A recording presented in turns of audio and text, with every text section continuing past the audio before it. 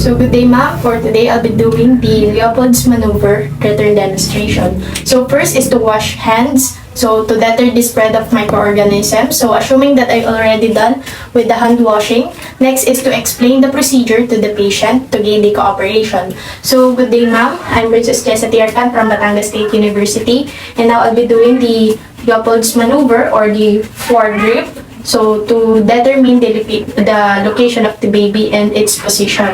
So next one is to verify the client. So ma'am, can you please state your name, Hannah Dayan Yuval Happy, your age, 18, and your birthday? October 9, 2010, 2003. So we are already done verifying our client. Next is to let the patient empty her bladder and before proceeding to the procedure. So ma'am, before we start our assessment, you can urinate first so that you will be comfortable. So are you done with urinating, ma'am? Yes. Okay. So the next one is to position the patient on supine position with pillow under her head and with the knees slightly flexed. So this is to facilitate the accurate assessment, providing the comfort. So flex knees relieve the tension on the abdominal musculature.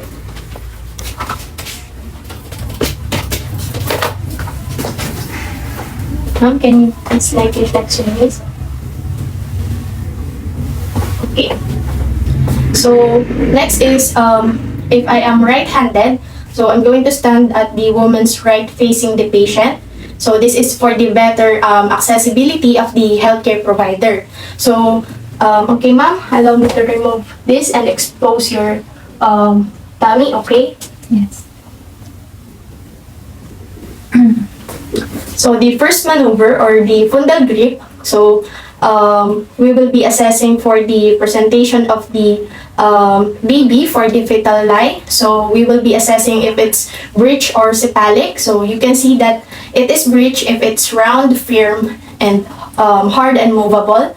But if it's soft, small, and immovable, it is cephalic. So I'll be facing the patient, and I will be forming the triangle and then palpate the uterine fundus to determine what part of the fetus lie in the upper part of the fundus. So for the rationale, so the head feels small and soft and immovable.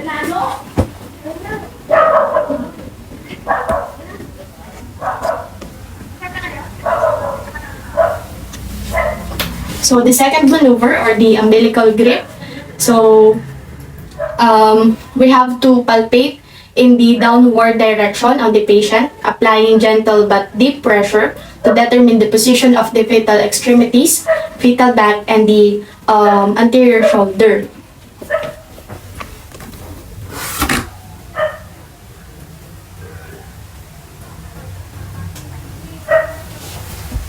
So for the rationale, so on the side of the fetal back, a long continuous structure is felt and the side of the extremities felt nodular.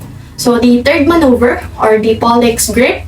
So I will be going to form an L shape on my hand using the index finger and my thumb. So place one hand over the symphysis pubis and grasp the lower segment. So between the thumb and the fingers to feel the pressure or the presenting part of the baby.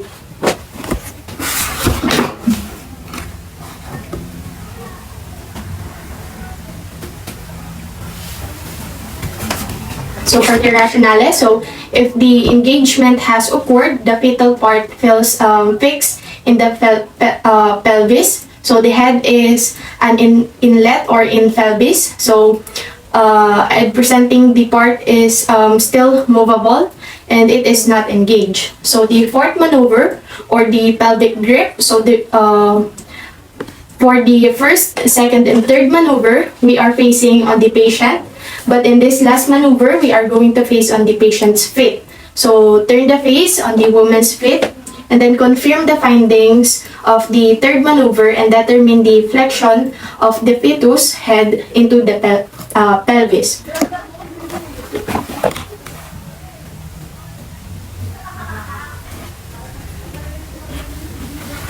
Okay, so for the rationale, so the cephalic prominence is felt on the side where there is a greater resistance to the descent of the vertex. Next is locate again the back of the fetus and place the stethoscope over it and listen to the fetal heart tone to 1 full minute.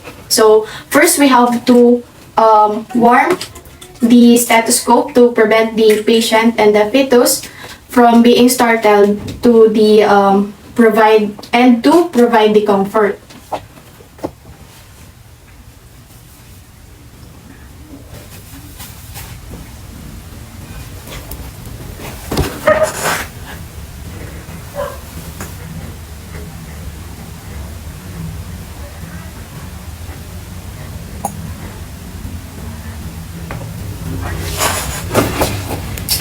So, for the fetal heart tone, it's 120 beats per minute.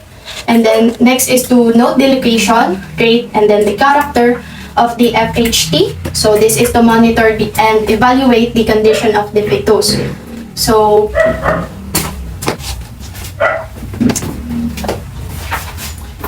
the fetal heart rate is 120 beats per minute, and make the patient comfortable.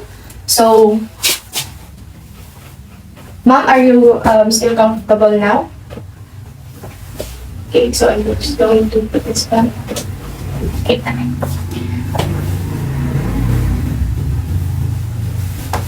So this is to provide the comfort to the client, and next is to wash hands to prevent the spread of the infection. So in this case, I'm just going to apply the alcohol.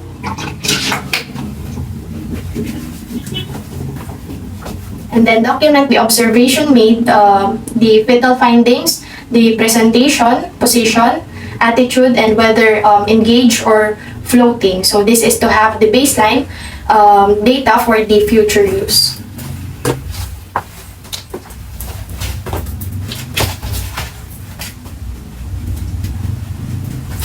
So the head feels hard and round and immovable. A long continuous structure is felt, and the side of the extremities feel nodular, and the fetal part feels fixed in the pelvis. Next is for the fetal heart tone. First is to wash hands. So assuming that I'm done with the hand washing, so this is to avoid the spread of the microorganism. Next is to explain the procedure to the patient. So now, ma'am, I'm going to listen for your baby's heart beat, okay? So would that be okay for you, ma'am? Yes. Okay. So this is to check the baby's condition. And next is to find a quiet place. So this is to provide the comfort to the patient and hear accurately the fetal heart tone of the baby. So the environment is already quiet. Now let the client lie down on a soft surface and expose her abdomen. So now, ma'am, I'm going to expose your abdomen, okay? Yes. So for the rationale, it's for easy to the accessibility to the client abdomen for the healthcare provider. Next is to feel the client's stomach and try to locate the baby's back. So the midline is generally the good place to locate the fetal heart sound.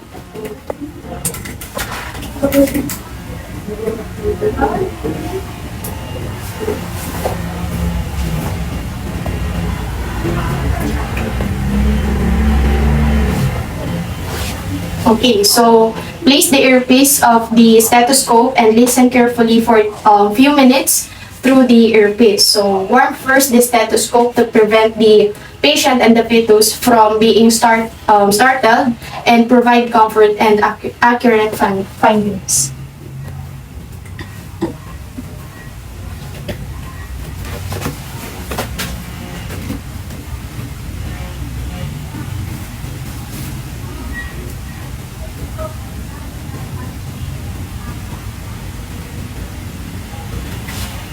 Okay, so in case that you do not hear the baby's heartbeat, slowly move the stethoscope up or down until you're able to pick up the sound. So moving the stethoscope to several areas of the abdomen will help to locate the loudest fetal heart sounds. Next is to count the fetal heartbeats in 1 full minute. So to assess the accurately and fetal heart rate and rhythm.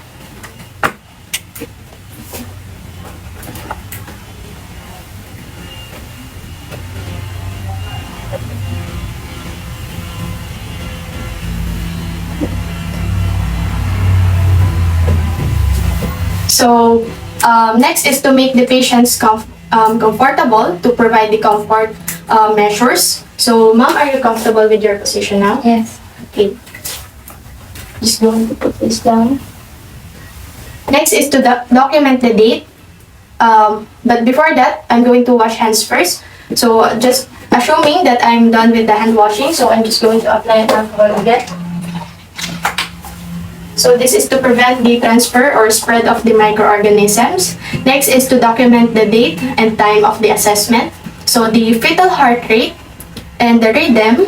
So note any increases or decreases, as well as the maternal heart rate and the rhythm, the device used, any action taken as the result of your findings, and your patient teaching as well.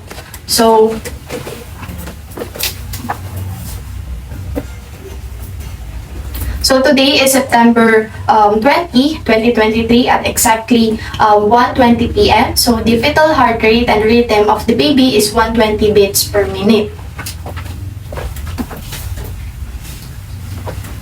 Next is for the delivery of the baby. So first is to wash hands with clean water and soap, and then put the gloves just before the delivery for the infection prevention. So I'm assuming that I'm done with the hand washing. Going to use alcohol. Then I'm going to put the gloves.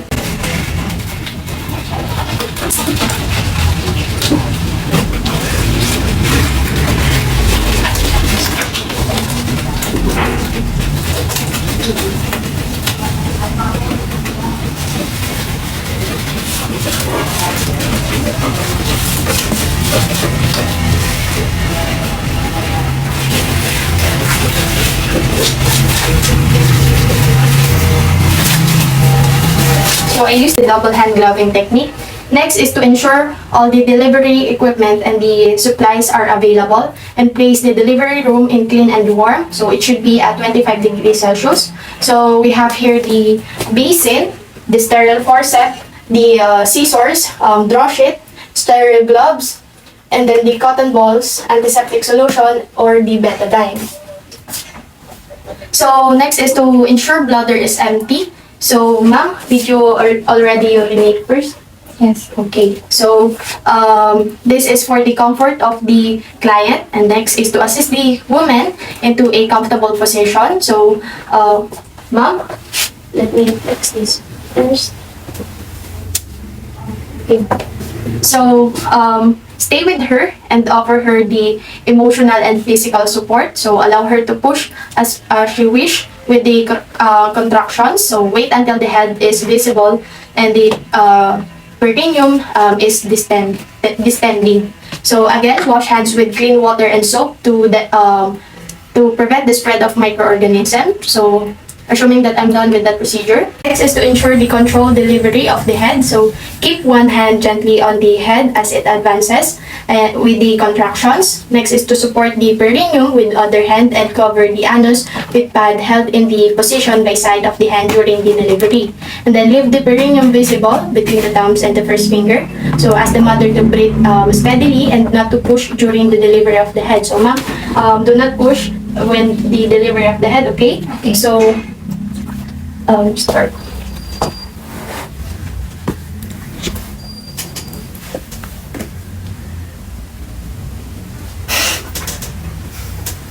So the cord is not around the neck of the baby. Next is to check if the face is clear of mucus and the membranes. So await spontaneous rotation of the shoulders and the delivery. So it is within 1 to 2 minutes.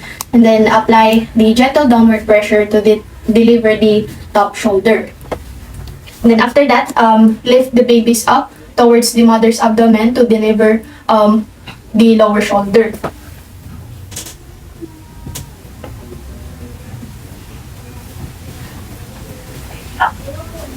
The baby's out at 2:20 p.m.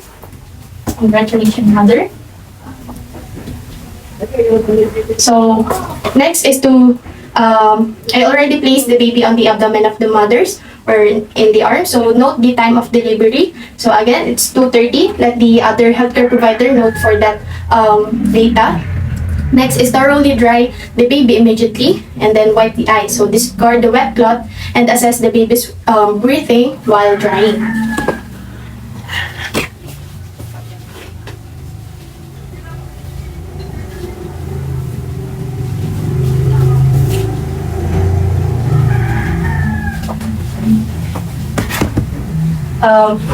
So next is palpate the mother's abdomen, give the 10 IU oxytocin IM to the mothers, and watch for the vaginal bleeding.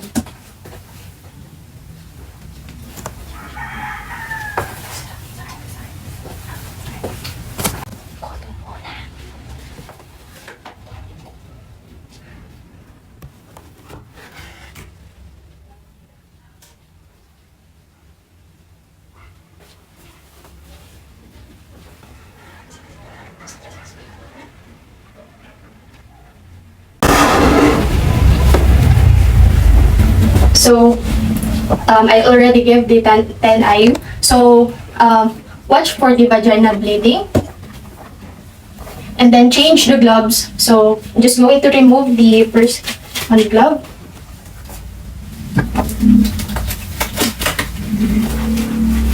And then so, the next one is to plump and cut the cord. So, it is within the 1 to 3 minutes after birth.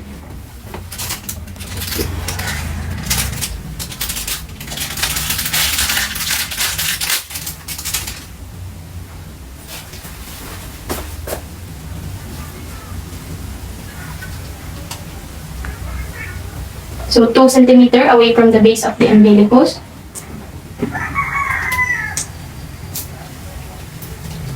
Using another forceps, 5 centimeter away from the base of the umbilicus.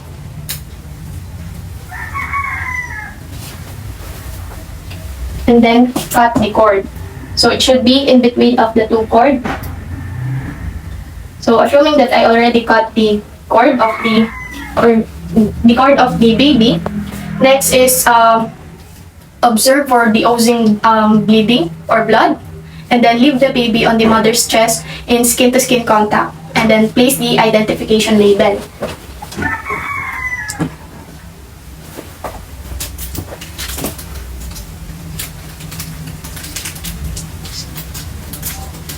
So the identification includes the mother's full name, hospital number, the sex, and then the date and time of birth of the infant.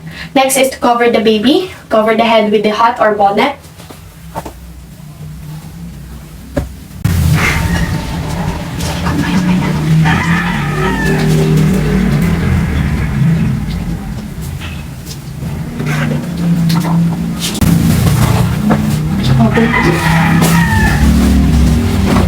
So this is to keep the baby warm. And next is to encourage the initiation of breastfeeding.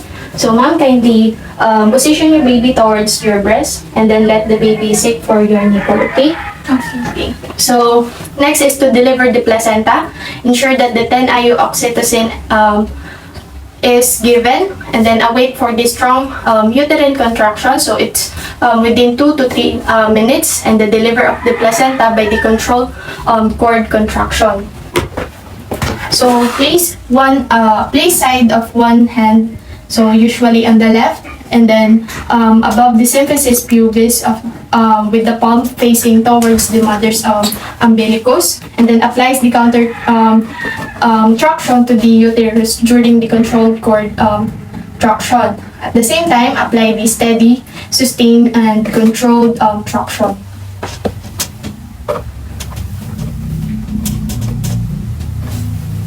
And then as the placenta is coming out, catch in both hands to prevent the tearing of the membranes. So if the membranes do not slip out spontaneously, gently twist them into a rope and move them up and down to assist the separation without deterring them.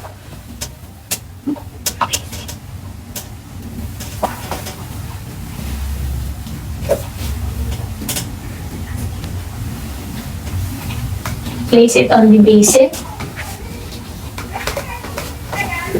So the next one is to repeat check every 5 minutes and then examine the perineum, lower vagina, and vulva for the tears. So collect, estimate, and record the blood loss throughout the third stage and immediately afterwards. Now, I'm going to record that.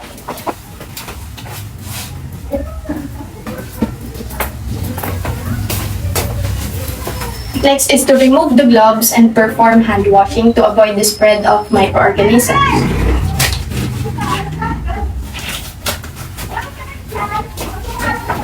So, assuming that I'm done with the hand washing, so I'm just going to apply the alcohol.